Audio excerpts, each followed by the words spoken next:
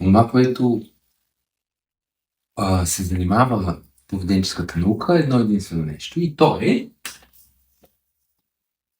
поведението. Всъщност, всичко, което човек прави, дори понякога не прави, биде разглеждано като поведение. Имаме едно определение за поведението, което е много лесно да запомним, и то казва, че всичко това, което един мъртвец не може да прави, е поведение. Красотата на поведенческата наука е, че колкото и това поведение да бъде основата на нас, което се занимава, е по-интересно какво се случва преди поведението. Но преди поведението ние го наричаме предшественик или антецедент. И много назад във времето науката е доказала, че антецедентите могат да предизвикват определени поведения. Елементарен пример за това е появата на храната на масата и потичането на слюнка от устата ни, което е поведение. Да, това е така нареченото рефлексивно поведение. То е не научено, а нещо, в което ние сме се родили. Но подобен тип е виждането на червен светофар и натискането на спирачка.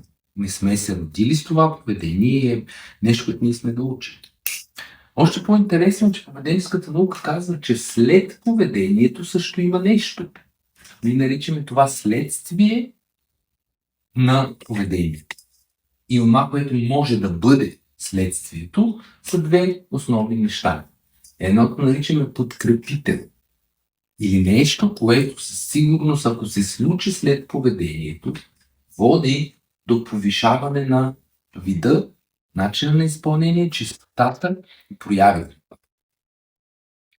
Другото следствие на поведението може да бъде наказание с термин, който още Скинър използва, но то по определение води до намаляване на чистотата, вида и начина на изпълнение на поведението.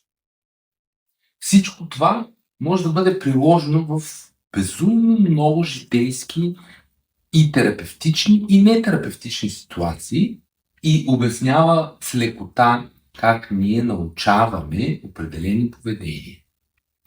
Пример за подобно нещо е детето, което се тръшка в магазина. Влиза в магазина, вижда близалката и започва да плаче, скача, тръшка, валя по земята, пищи. Майка му е засрамена от ситуацията, разтревожена и му купува близалка, за да може то да спре. Мислейки си, че близалката ще спре поведението. Всъщност това, което се случва, е, че близалката е негов реинфорсър или негов подкрепител и води до увеличаване на поведението. И как мислите? Какво би се случило следващия път, когато детето влезе в магазина, види близалка и иска да получи близалка? Ами да, прави сте. Ще почне да се тръшка. Още едно много важно нещо в тази верига ние наричаме мотивация. И моето вътрешно дълбоко желание да получа точно е това нещо. Мотива е нещо, което помага поведението да се появява все повече и повече при наличието на въпросния предшественик или антецедент и кара поведението да доведе винаги до така наречения реинфорсър или подкрепи. Това е основата на поведенческата терапия, това е основата на поведенческата наука и всичко, което ние се опитваме да научим децата или пък да променим в поведението им, се базира на този елементарен принцип. Ако искате да научите повече за това нещо, се свържете с нас.